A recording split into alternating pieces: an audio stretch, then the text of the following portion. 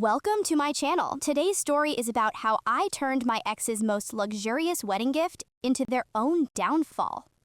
My name is Natalie. I'm 34 years old, and the moment my father, to thunderous applause and the delighted cheers of 100 guests, ceremoniously handed my younger sister's new husband the keys to my office and the corporate binder for my company as the main wedding gift, I stood in the corner of that banquet hall, feeling the champagne in my glass turn to icy acid searing my throat, and understood one simple thing.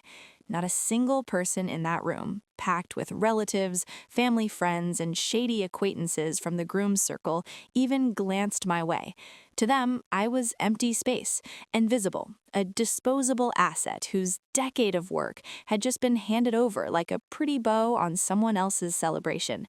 I watched the new brother-in-law, a man named Brandon, with a triumphant grin that revealed yellow tobacco-stained teeth, hold up the keychain bearing my firm's logo, the firm I had built, brick by brick, working 14-hour days without vacations or sick leave. I watched my sister Tiffany, in her rhinestone-encrusted white gown, press herself against him, beaming with happiness, and my father wipe away a tear of emotion with the edge of a starched napkin. And in that moment, something inside me clicked. It didn't break, didn't snap. It clicked, like a switch shifting a complex mechanism from standby to active mode. I didn't scream, didn't rush into the center of the room to snatch the papers, didn't start smashing glasses or making a scene, even though the adrenaline in my blood was so high my fingertips tingled and a high-pitched ringing filled my ears. Instead, I very slowly, very carefully, set my glass down on the nearest table, as though it were made of the finest Venetian glass, pulled my phone from my clutch, and without taking my eyes off my father's beaming face, dialed the number saved under Michael Thompson, attorney, urgent. But before I tell you what happened next and how this wedding turned out for everyone involved, write in the comments. What time is it where you are, and what city are you in? I'm genuinely curious how far this story will travel and where the people are who understand that sometimes the closest ones turn out to be the most dangerous predators. I built my company from nothing when I was 24 years old, right after graduating summa cum laude from architecture school and completing an internship at a major design firm, where I realized that working for someone else for a fixed salary and endless unrecognized overtime was not my path. I had no startup capital, no wealthy relatives, no connections in the right circles, but I did have something else, an absolute granite certainty that I could create something worthwhile if nobody got in my way, and a fanatical willingness to work harder than anyone else. My first office was a rented semi-basement on the outskirts of Chicago that smelled of dampness, mildew, and cat urine. And the only equipment was a used wide-format plotter I bought for a third of its value from a failed advertising agency on Craigslist. I still remember that smell, a mix of wet plaster, cheap instant coffee from a paper cup, and warm printer cartridges. And it became for me the smell of freedom, the smell of doing something of my own rather than living out someone else's pre-written life. The first 2 years, I worked 14 to 16 hours a day, taking any job that came my way. Business card design, advertising flyers, full residential home layouts, interior designs for small cafes. I drove to job sites myself in all weather, dealt with clients directly, smiling even when I wanted to scream from exhaustion, hauled heavy rolls of blueprints, and did the bookkeeping late at night because hiring help was an unaffordable luxury. I skimped on everything: food, often eating buckwheat with ketchup; clothes, wearing my college wardrobe until it fell apart; transportation, walking whenever the distance allowed. But I never skimped on the quality of my work or my reputation. After 3 years, people were talking about me as a young but very promising architect who never missed deadlines, found creative solutions within tight budgets, and, most importantly, always finished the project without disappearing with the deposit. My family, in the meantime, lived their own lives and, frankly, took little interest in my affairs, aside from regular reminders that I was wasting my time and needed to settle down and find a real man instead of those endless blueprints. My father, Richard Coleman, a former chief engineer at a large manufacturing plant and now a retiree with ambitions and unfulfilled dreams of his own business, held a firm, non-negotiable belief that a woman's place was at home, raising children and making pot roast, and anything else was foolishness that led nowhere good. When I was 22, right after graduation, I announced at a family dinner that I wasn't going to take a job at the State Design Institute, where they were pushing me, but would try to start my own business. He looked at me over his glasses with that stare that had made my insides clench into a tight, painful knot since childhood, and said slowly with measured disdain, "That's stupid, Natalie. A woman's place is in the home. Kids, cooking. Find a husband while someone will still have you, and forget about this business nonsense. You'll fail like every woman who tries to act like a man." My mother, Patricia Coleman, a quiet and spineless woman who had spent her whole life in my father's shadow and had no opinion of her own on any subject, except maybe her famous apple pie recipe, just sighed, nodded along, and secretly slipped me small envelopes of cash when my father wasn't looking, glancing around fearfully as if committing a federal crime. My younger sister, Tiffany, 6 years my junior and accustomed since childhood to believing the world revolved around her, watched my efforts with barely concealed superiority and loved to repeat a phrase she thought was terribly clever and cutting. "Natalie, who needs you in your blueprints? Look in the mirror. You're a gray mouse in a stretched-out sweater. Learn to put on some makeup and find a man with money, like normal women do." I listened to this for 10 years, 10 long years, coming home every day to my parents' house because I couldn't afford my own place. Everything went into the business and supporting the family. I heard from the people closest to me that I was a failure, that my business was a whim, that I would never succeed because business is no place for a woman, and that my only hope was to find a husband to support me. And you know the strangest part? I stopped being offended by it around the 3rd year. Not because I grew thick-skinned or indifferent, but because I simply accepted it as a fact of nature that my family would never understand or appreciate what I did, and I stopped waiting for their support or approval. I kept doing my work, kept growing, kept building the company, which by year 5 had moved from the damp basement to a bright office in a suburban business park, and by year 7 to a prestigious space in downtown Chicago with floor-to-ceiling windows and a view of the river. And along the way, without even noticing, I became the invisible support holding up the entire well-being of my family, the same family that continued to regard me as a worthless old maid. My father, upon retiring, suddenly discovered with surprise and indignation that his pension was catastrophically insufficient for the lifestyle he was accustomed to. Annual trips to a Florida resort, a new car every 3 years, expensive gifts for his favorite younger daughter Tiffany, and dinners with friends at nice restaurants. So he began regularly borrowing money from me, acting as though he was bestowing a great honor by deigning to speak with me. He would come into my room when I was working late, blueprints and calculations spread across my desk, sit down in the chair, and begin the conversation with the same phrase delivered in a lecturing tone. "Natalie, you have to understand that family is the most important thing in life. I'm having temporary difficulties. I need to pay for your mother's medical treatment. You don't want your mother to go without her medicine and die in agony, do you?" I gave him the money, of course I did, not because I believed the medical treatment story, but because I understood that if I refused, a scandal would erupt with yelling, door slamming, and days of silent treatment that would derail my work for at least a week, and I couldn't afford that. My mother did have health issues, high blood pressure and arthritis, but the money my father claimed was for expensive imported medications was mostly spent on his own hobbies. I knew this for a fact because I once accidentally saw a receipt in his car for a high-end fishing tackle shop for a very round sum, dated the same day he had tearfully described some rare Swiss drug he needed to buy for her.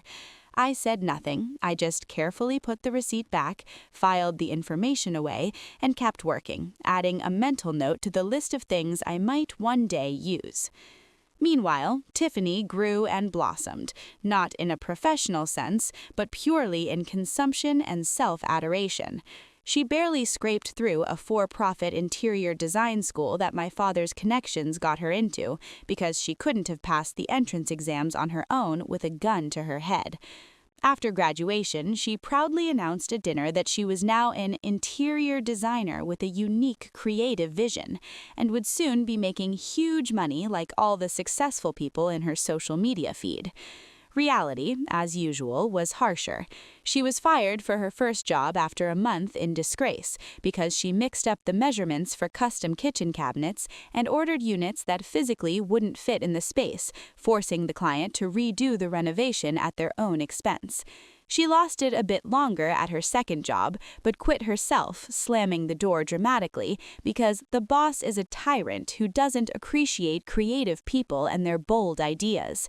From then on, Tiffany was self-employed, which in practice meant she sat in her rented apartment scrolling social media, posting photos with hashtags like boss babe, interior design, and successful, and periodically demanded money from our father for brand development or a new creative project that's definitely going to explode. Our father, of course, gave it to her, or rather took it from me and gave it to her, and Tiffany sincerely, without a shadow of a doubt, believed that he was supporting her, never suspecting that his pension didn't cover even a tenth of her monthly expenses. I paid the rent on her apartment, bought her new electronics when her old ones suddenly and tragically broke, funded her endless courses and workshops that she abandoned after a week, disappointed in the instructors, and I did it all silently, without reproach, without complaint, simply because it was easier. Easier to pay and forget than to get dragged into hours-long scandals with hysterics, floods of tears, and accusations of being cold-hearted, selfish, and lacking sisterly love. And here we come to the crucial point that made the whole wedding gift situation possible in the first place. When I first started my business and was filing the paperwork to form the LLC, my father, who was still working at the plant and had some clout and connections in bureaucratic circles, called me in for a serious talk. He sat in the kitchen, drinking tea and eating bagels, and said, while looking off to the side, "Natalie, you're young, inexperienced. The first audit will eat you alive. I have connections. People know me. Nobody will bother me. Let's put the company in my name, and you'll be the CEO and run the day-to-day. It's just for protection, for your own safety. Once you're on your feet, we'll transfer it back to you." I was a naive 24-year-old girl who believed my father wanted the best for me and was trying to protect me from bureaucratic predators. I agreed without looking into the details. My father formed the company in his own name. He became the sole member and owner of 100% of the LLC. I was appointed CEO with signing authority and operational control. All those years, I worked like a dog, grew the business, signed contracts, hired people, built a reputation, but legally, the company belonged to my father. I brought up the subject of transferring the ownership to me many times, especially in the last couple of years when the business began generating stable and substantial profits, but my father always had an excuse. "Not now, there are too many audits. Just wait, I haven't sorted out the taxes from last year yet." What, you don't trust me? I'm your father, not some stranger off the street. I didn't push, afraid of damaging the relationship, afraid of a scandal, afraid of being accused of ingratitude and greed. I hoped that one day my father would, of his own free will, without being asked, give me what was rightfully mine. I was wrong, and that mistake nearly cost me everything. The turning point that eventually led to that wedding scene began about a year and a half earlier, when I had finally brought the company to a level where I could not only support the family and reinvest in growth, but also start seriously saving for my own place. I had my eye on a small but cozy condo in a new building near the office, with floor-to-ceiling windows and a view of the city park, and I was slowly gathering the paperwork for a mortgage, thrilled at the thought that soon I would have my own space where I could lock the door and hear no one for at least a few hours a day. And then, one Sunday evening, as we all sat down to dinner at my parents' house, Tiffany, giddy with excitement, squealing and clapping her hands, announced that she was getting married. Her chosen one was a man named Brandon Hayes, in his early 40s, who described himself as the owner of a successful and growing business installing windows and doors throughout the tri-state area. Brandon made an impression of a man who knew exactly what he wanted and how to get it, confident to the point of arrogance, loud, a smooth talker who could rattle off figures and facts, and he exuded that crude masculine energy of a real self-made man that my father so admired. I looked at him and felt a faint, almost imperceptible chill in my solar plexus. Not fear exactly, but an intuitive animal sense of danger, the kind a prey animal feels when a predator is near. But I dismissed it, chalking it up to my usual suspicion and chronic fatigue. After all, Tiffany was an adult, however infantile, and she could make her own choices. My job was to help with the wedding, which I promised to do, genuinely happy for her at that moment. However, intuition, that ancient, almost primal survival instinct, kept nagging at me. I remembered how about a year earlier, Tiffany had posted a series of photos from my new office on her social media, proudly posing in front of the panoramic windows with boastful captions like, "My sister's business is crushing it. I'm next for sure." At the time, I was just annoyed at her for once again violating my personal space, but now, connecting the dots, I suddenly realized that Brandon had appeared in her life shortly after those posts. Coincidence? Possibly, but something told me that more than feelings were involved, and I, without fully realizing it, began to act proactively, quietly, methodically, the way I knew how. I opened several sole proprietorships in the name of my most trusted friend, Sarah, and began to slowly, without drawing attention, build a parallel structure that could serve as a lifeboat if needed. It wasn't panic, it was the cold calculation of a professional accustomed to having a backup plan for every scenario. A week after that dinner, my father called me into his study, a tiny room on the second floor of the house, crammed with old engineering books and folders of plant documents from Soviet times, saturated with the acrid smell of tobacco smoke that had soaked into the wallpaper and furniture. It smelled of tobacco, dust, and something else that faintly reminded me of childhood, a mix of valerian, old paper, and cheap cologne. And that smell usually soothed me, but not that time. My father sat in his worn leather armchair, smoking, tapping ash into a tin can, and without looking at me, staring out the window, began a conversation that would change everything forever. His voice was casual, almost bored, as if he were discussing buying a new washing machine or choosing a vacation spot. "Natalie, your mother and I have discussed everything and made a final decision. You need to accept it. I've decided to give Tiffany and Brandon your company as their wedding present. Well, my company, technically, since it's in my name. It'll be our main gift to the newlyweds. Brandon's a sharp guy with experience. He'll expand the business, get the family on solid ground, and you'll figure something else out.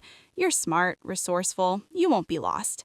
I stood in the middle of the room, feeling the floor drop away and that familiar ringing start in my ears, staring at my father, waiting for him to laugh, slap his knee, and say it was a bad joke, a test. He didn't laugh. What's more, on the desk in front of him lay a folder with documents. I saw the familiar cover with my company's logo and felt my stomach clench into an icy, hard knot, bile rising in my throat. I opened the folder with trembling, clumsy fingers and saw a deed of gift transferring 100% ownership interest from Coleman Design LLC to Brandon Hayes, as well as a draft resolution appointing Brandon Hayes as the new CEO, and other papers I couldn't even bring myself to read because my vision was darkening with rage and despair. I closed the folder, placed it back on the desk, and looked my father straight in the eye. Inside, everything was boiling, churning, straining to break free, but I forced myself to speak in a level, calm, almost lifeless voice, because I knew from experience that if I started screaming, if I showed weakness or desperation, I would lose. Dad, do you realize what you're doing? This company is everything I have. I built it with my own hands, without your help or those connections you love to mention. You never put a dime into it, never once came by to ask how things were going or if I needed anything. All you did was take the money I earned. And now you want to just give it away to a stranger we've known for 5 minutes just because he's marrying Tiffany?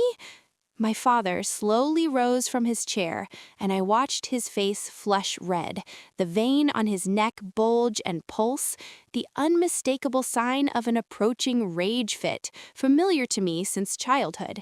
He came up close to me, so close I could smell the tobacco and stale alcohol on his breath, and said in a quiet, hissing voice that sent chills down my spine, "You ungrateful bitch. I raised you. I fed you. I gave you the chance to work under my name, and you begrudge your own sister a piece of bread?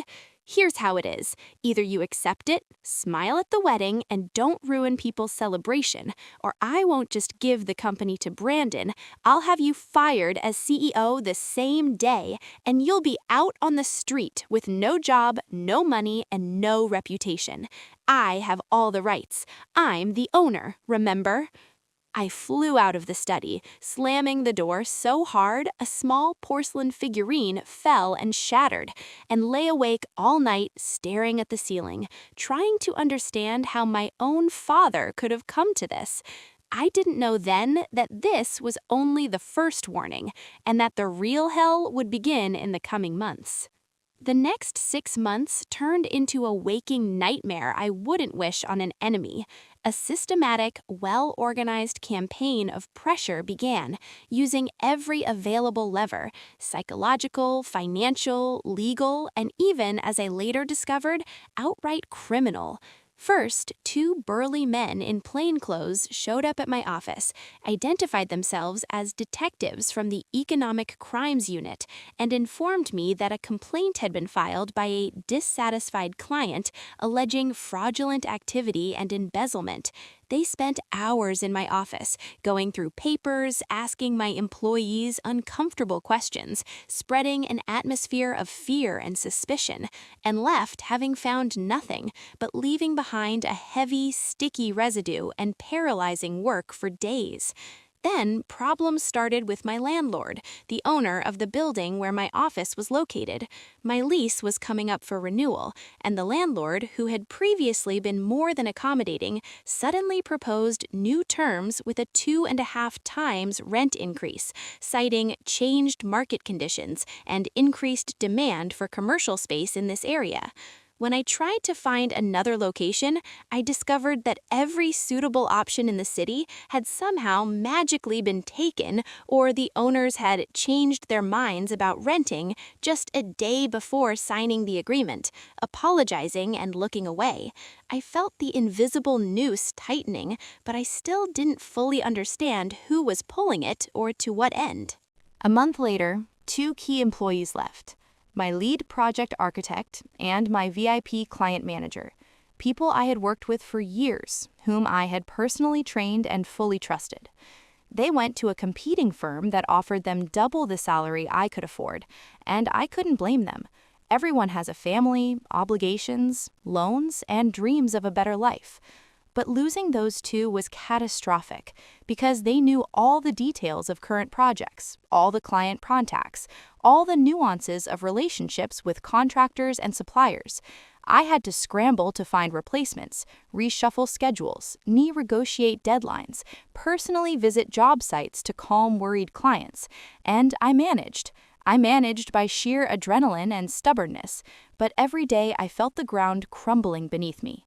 I didn't immediately connect these events into a single chain. I was too busy simply trying to keep the business afloat. But one evening, sitting in the empty office and sorting through the departed manager's papers, I came across a day planner he'd left on the windowsill. I opened it mechanically, without thinking, just to see if there were any important contacts left, and on one page I saw an entry in neat handwriting that was clearly not his. The name Brandon H., a sum in dollars with 3 zeros, and a brief note in parentheses for departure of A&S, 50% advance. I reread the lines several times, at first not believing my eyes, then feeling everything inside me go cold and tight, and gradually, like a puzzle, the picture began to come together in my head. I dug deeper, purposefully now, using all the connections and contacts I'd built over 10 years in business and in life. I reached out to Michael Thompson, an old friend of my college professor and an experienced attorney specializing in corporate conflicts and defense against hostile takeovers. He reviewed the materials I had painstakingly gathered, was silent for a long time, rubbing the bridge of his nose and frowning, and then said a phrase I'll never forget. "Natalie, the situation is serious but not hopeless. Your father, as the sole member of the LLC, has the legal right to gift his ownership interest to anyone he wants. Brandon, a homeless guy on the street, anyone. As a hired CEO, you can't legally oppose that, but we have leverage, and it will work if we act preemptively and very, very quietly. A public scandal is what they're expecting, because in a scandal, they'll beat you with their connections and sheer nerve. We need silence, cold calculation, and time. We developed a two-pronged strategy. First, using my authority as CEO, I began to carefully terminate the least advantageous contracts for the company, citing formal reasons, while simultaneously, discreetly, holding conversations with key clients to explain the situation. I wasn't transferring contracts, that would be illegal. I was simply informing them that I would likely be leaving the company soon due to irreconcilable differences with the owner, and suggesting that they make their own decision about whom they wanted to work with in the future. Knowing my reputation and 10-year track record, most of them assured me without hesitation that they would follow me wherever I went. Second, Michael and I began gathering dirt on Brandon, and his own criminal ties and past helped us. It turned out that Brandon was not the owner of a successful window business at all, but a former felon with 2 suspended sentences for major fraud, and his current firm served mainly as a front for money laundering and other shady operations. A month before the wedding, my father came to my office again, this time unannounced, and made an ugly scene right in front of my employees in the open plan workspace. He yelled, spraying spit and waving his arms, that I was a disgrace to the family, a greedy egoist, ready to ruin my own sister's happiness over some papers and money, that he cursed the day I was born, and that if I didn't accept it and smile at the wedding, he'd fire me the minute the papers were signed. I sat at my desk, squeezing a metal ruler so hard it bent, staring at my father's contorted face, and for the first time in my life, I felt no fear, no pain, no urge to justify myself. I felt only weariness, an infinite, all-consuming weariness that the person who should have been my protector and support had become my greatest enemy. When my father ran out of steam and fell silent, breathing heavily and wiping sweat from his forehead, I said in a flat, calm voice that, as my employees later told me, made the room feel noticeably colder, "Dad, I heard you. I'll come to the wedding and I'll smile. Now leave. I have work." He reddened further, wanted to add something, but I had already turned to my monitor, signaling that the conversation was over. He stood there another minute, huffing and shifting from foot to foot, then spun around and left, slamming the door so hard the glass partitions rattled. During that last month, Tiffany called me 10 times a day, and her tactics shifted depending on her mood and, presumably, Brandon's instructions. In the morning, she might sob into the phone, begging me not to ruin her life and to give her and Brandon this little piece of happiness. They love each other so much. By afternoon, she'd be screaming that I was a bitter, jealous old maid who'd never had a real man and wanted to destroy her marriage out of envy. By evening, she'd send voice messages with threats that Brandon would find a way to deal with me through his serious contacts, and that I'd regret this and come crawling back on my knees. I listened to it all, saved the recordings and screenshots to a secure cloud folder, and didn't engage. Michael advised me not to confront them directly before the wedding, to let them make their big mistake, publicly, in front of witnesses and on video, announce the transfer of the company, so we could later use that as evidence of an attempt to illegally seize property using psychological pressure. I followed his advice, and it was one of the hardest decisions of my life, to sit and wait, knowing betrayal was being plotted, and do nothing, feigning submission. And then came the wedding day. I arrived at the upscale restaurant with a river view, wearing a simple but elegant navy blue dress I'd bought at a regular store because spending big money on an outfit for this farce seemed obscene. I came because I'd been asked to, with promises that everything will be fine and we just want you there on such an important day. I came hoping, somewhere deep down in the naive part of my soul that hadn't completely died, that maybe, at the last moment, something would change, that my father would come to his senses, that Tiffany would realize whom she was marrying. I was wrong, and that mistake cost me a few gray hairs I discovered in the bathroom mirror the next morning. Everything had been planned down to the smallest detail, from the seating chart to the toast scripts. I was seated at the farthest table, near the kitchen exit, with some distant relatives whose names I didn't know, and my father's bored retired colleagues. My father didn't approach me once all evening, didn't say a word, acting as if I didn't exist. Tiffany, passing by on Brandon's arm, glowing and posing for photographers, threw me a quick, triumphant glance and smiled that smile that, in childhood, always preceded some new treachery. Brandon, catching my eye, gave me a barely perceptible wink, and in that wink there was so much smugness, dirty superiority, and confidence in his complete impunity that I almost threw my champagne glass at him.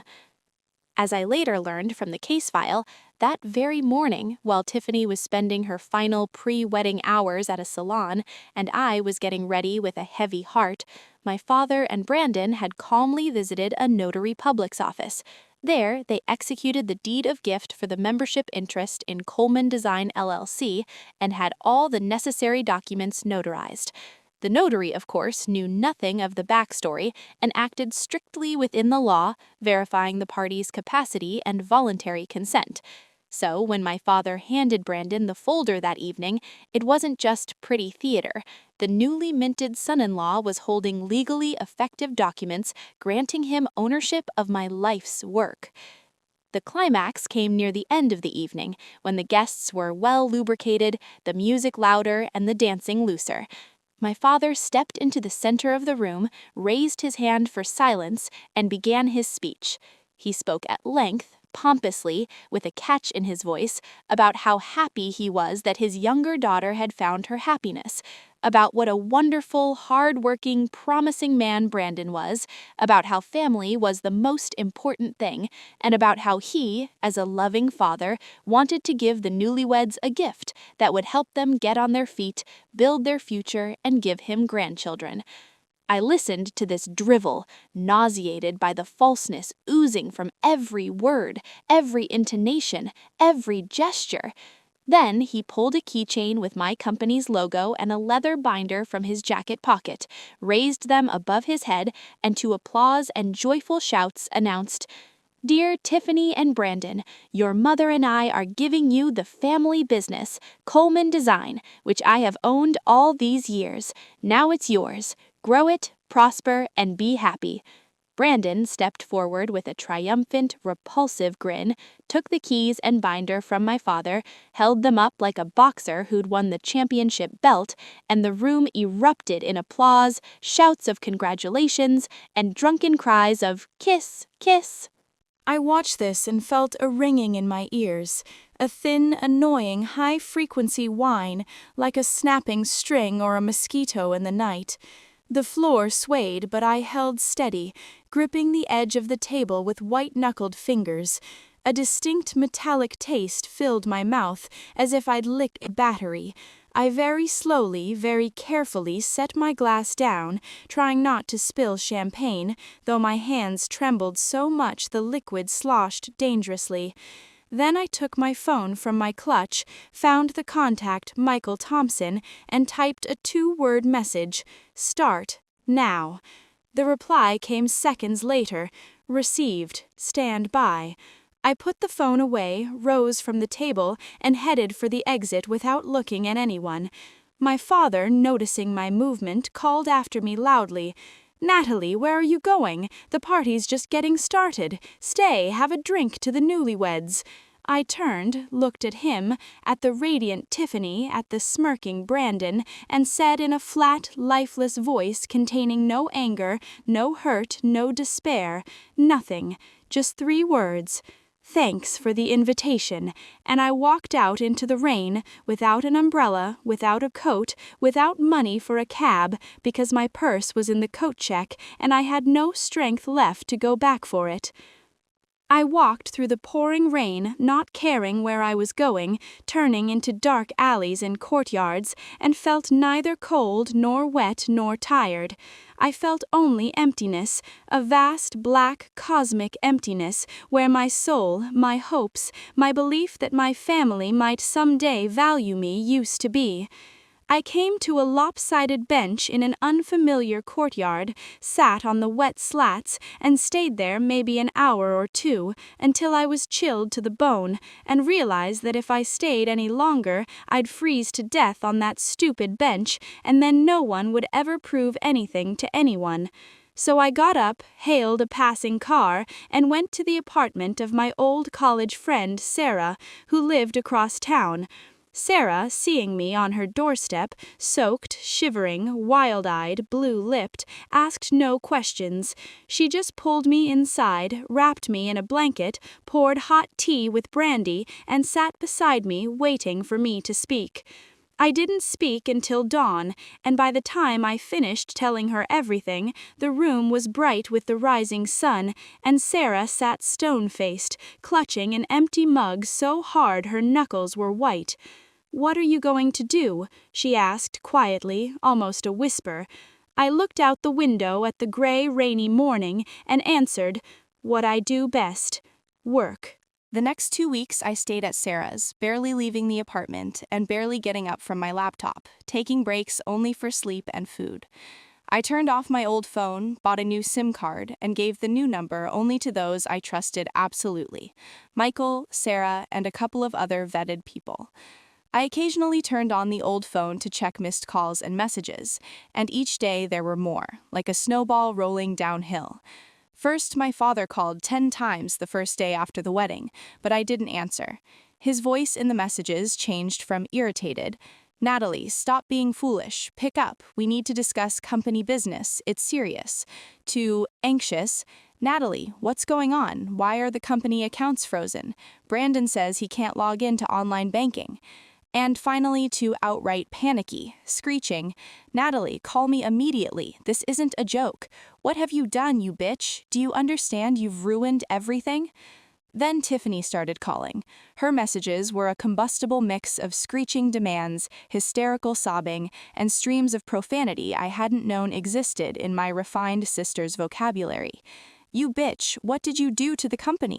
Brandon says it's empty, that you took everything, all the contracts, all the clients. You ruined our wedding, you ruined our lives. I hate you. Drop dead." That was one of the shorter and more censored messages. I listened while sipping chamomile tea and felt absolutely nothing. No offense, no anger, no vengeful satisfaction. I just documented the facts and saved the recordings to the cloud for future use. Brandon, of course, didn't sit idle.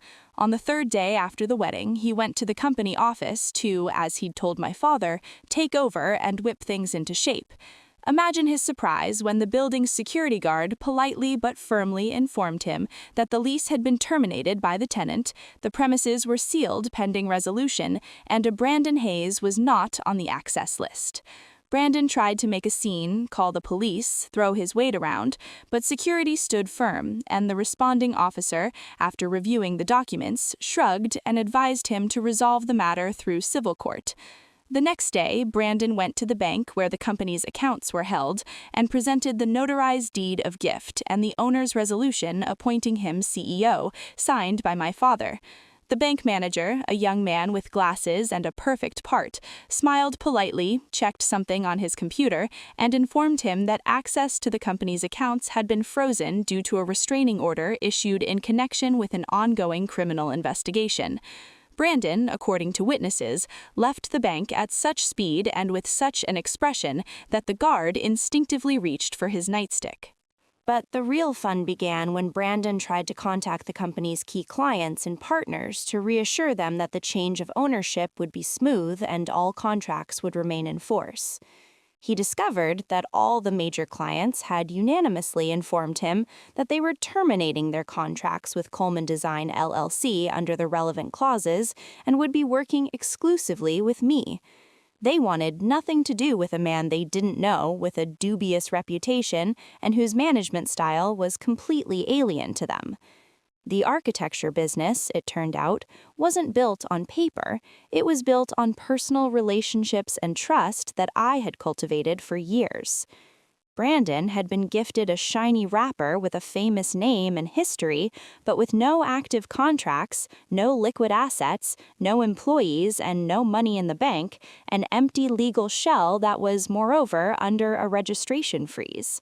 Furthermore, Michael Thompson, acting on my behalf, had filed a criminal complaint for fraud against Brandon Hayes, attaching all the evidence we had gathered: audio recordings of threats, witness statements, bank transfer records, and information about his criminal past. The case was accepted, and the investigating officer, seeing probable cause, imposed a restraining order, freezing the ownership interest, prohibiting any registration actions pending the outcome. Thus, Brandon found himself the owner of a toxic asset that brought only losses, headaches, and the prospect of becoming a defendant. Panic in the family grew day by day, like pressure in an overheating boiler. My father, realizing that his royal gift had turned into a dud and that his reputation with his new son-in-law had cratered, tried to reach me by every possible means, through my mother, through mutual acquaintances, through Sarah, whom he called 10 times a day, alternating between begging and threatening. Sarah, following my instructions, answered calmly and monosyllabically, "Natalie doesn't want to talk to you. Please stop calling," and hung up. My mother sent long, rambling messages on messaging apps, complaining about her health, about her father yelling at her and blaming her for everything, about Tiffany crying day and night, about Brandon threatening divorce and to take everything if the situation wasn't resolved immediately, and about how I had destroyed the family, which wasn't perfect but was holding together. I read these messages and at some point realized I didn't care. Not in a cruel, indifferent way, but in the sense of a complete absence of emotional engagement. I looked at those words like text in a psychology textbook, letters forming words, words forming sentences, but evoking no internal response. The switch that clicked at the wedding had flipped me into cold, detached observer mode, and I wasn't coming out of it. A week after the wedding, Brandon, desperate to resolve the situation legally and seeing his plan unravel, decided to use his signature move, crude pressure involving serious people from his criminal past. One evening, as I was sitting in Sarah's kitchen drinking tea, the doorbell rang insistently. Sarah went to answer and came back pale, pupils dilated with fear, lips trembling. "There are some men out there. They say they need Natalie Coleman and they're not leaving until they talk to her personally." I calmly stood up, smoothed my hair, threw on a cardigan, and went out to the landing. 2 stocky guys with the characteristic look, short haircuts, the same cheap cologne and booze smell, stood there. The taller one, with a massive gold pinky ring, stepped forward and said, drawing out his words, "Miss Coleman, we have a message from Brandon Hayes. He's very upset with your behavior and wants you to know that if you don't stop your games with the company and put everything back the way it was, you might start having serious problems. Very serious health problems, if you know what I mean." I looked him straight in the eye, feeling that familiar icy calm mixed with a spark of adrenaline. I pulled out my phone, activated the voice recorder I'd preset for quick launch, and said loudly and clearly, enunciating every word, "Identify yourselves, please. State your full names and the purpose of your visit. I am recording this conversation for subsequent delivery to law enforcement and inclusion in a criminal case file." The men exchanged glances, and I saw confusion flicker across their faces. They clearly hadn't expected this. They were used to tears and pleading, not a counterattack. "Hey, Miss Coleman, no need for that. We just came to have a friendly chat, give you a neighborly warning," mumbled the shorter, stockier one, eyes darting. "I asked a question," I repeated in the same icy tone. "Either you leave now or I call the police and file a report for threats and extortion. Your choice." A heavy, viscous silence hung in the air. The one with the pinky ring spat on the floor, hissed, "You'll regret this, bitch," turned and clattered down the stairs. The second one followed, throwing me a venomous but uncertain glance. I closed the door, went back to the kitchen, and pouring myself more tea, called Michael to report the visit. "Did you record it?" "Yes, clearly." "Excellent. We'll file a police report tomorrow and attach the recording. Let them run around explaining who sent them." On the 10th day after the wedding, when the missed call counter on my old phone had passed 140 and messages were overflowing, I decided it was time to end it. I chose neutral ground, a small, quiet cafe downtown near Michael's office in case legal support was needed, and sent my father a message from the new number. "Tomorrow at noon, Cafe Verdant on Oak Street. You, Mom, Tiffany, and Brandon. No outsiders. If you're late, I'm gone, and that's the last attempt." The reply came a minute later, short and somehow beaten. "Will be there." I arrived half an hour early, took a corner table with a good view of the room and the entrance, and ordered a pot of green tea. I sat watching the fine autumn rain fall outside, people hurrying past under umbrellas, collars turned up, and thought that in an hour my life would change forever, finally and irrevocably. I didn't know exactly what I would say, what words I would find, but I knew it would be the last conversation with the people I had once, in a distant childhood, called my family. They arrived exactly at noon, all together, noisy and on edge as always. My father marched ahead, stone-faced and jaw-clenched. My mother scurried behind, glancing around fearfully. Tiffany, face swollen from crying, mascara smeared, clung to Brandon's arm, and Brandon walked with an air of doing me a huge favor, though poorly concealed anxiety flickered in his eyes. They sat at my table, my father across from me, my mother beside him, Tiffany and Brandon on the sides. A tense, ringing silence settled, broken only by the rain on the glass and the soft music from the cafe's speakers. My father spoke first, his voice no longer booming and confident, but cracked, hoarse, and trembling. "Natalie, we came like you asked. Explain what's going on. Why did you destroy the company? Why did you drive your mother to tears and heart palpitations? Why are you hiding like a thief? Do you understand what you've done? Brandon says the company is under a restraining order, the accounts are empty, the contracts are gone, the clients left. Did you do this?" I took a sip of tea, set the cup down, and looked my father straight in the eye. "Yes, Dad, I did. I didn't take the assets or transfer contracts. That's illegal. I simply left, and my clients, with whom I've built relationships for 10 years, chose to leave with me. You gave Brandon an empty shell. There's nothing there but debts, lawsuits, and a criminal case against him for attempted fraud." Brandon jerked as if shocked and slammed his palm on the table, making my cup jump and rattle.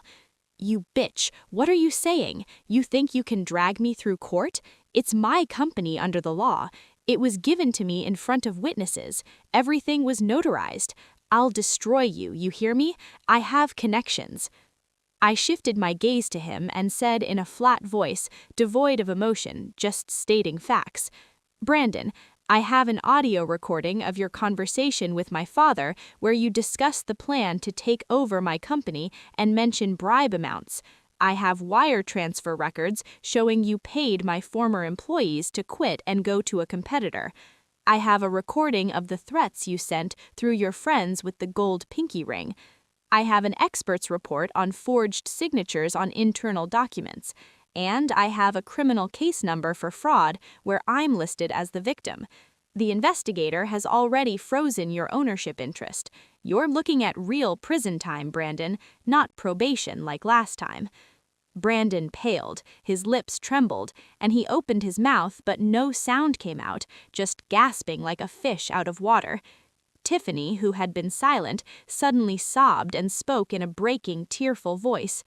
"Natalie, please, no, he's my husband. I love him. You can't do this to me. I'm your sister, your only sister. Please, give him the company. He promised everything would be okay. We'd have good life. We'd have kids. And you've ruined everything. You've ruined my life." I looked at her tear-streaked face, smeared mascara, trembling lips, and for a moment I felt sorry for her. Not as a sister, but as a foolish, lost woman who had become a pawn in someone else's dirty game and didn't even realize it. But the moment passed quickly. "Tiffany," I said quietly but firmly, "you were never my sister in the way that word is meant. You were my parasite. For 10 years, you sat on my neck, spent my money, bad-mouthed me behind my back and to my face, and thought that was how things should be. You married a felon who wanted to steal my business, and you never even wondered what kind of person he was or what his plans were, because all you cared about was his money and his promises of a fancy life. You were happy when Dad announced the gift. You smiled and clapped while they took away my life's work, and now you ask me to pity you? No, Tiffany, I won't pity you. I won't give you the company. I won't give you any more money. Ever. As of today, I have no family." Tiffany burst into loud sobs, burying her face in Brandon's shoulder, but he sat like a stone statue, motionless, not looking at her. My mother, who had been silent the whole time, fidgeting with the tablecloth, suddenly raised her tear-filled eyes to me and whispered, "Natalie, sweetheart, how can this be? We're blood. We're family. Are you really going to abandon us all like this, without any help?" I looked at her, at this woman who in 34 years of my life had never once stood up for me, never once told my father, "Stop, you're wrong," never once hugged me just because, without a request for money. "Mom," I said, "family isn't the people who share your last name and eat your food. Family is the people who carry you in their hearts. You never carried me in your hearts. You only carried my wallet. The wallet is gone now, and so am I."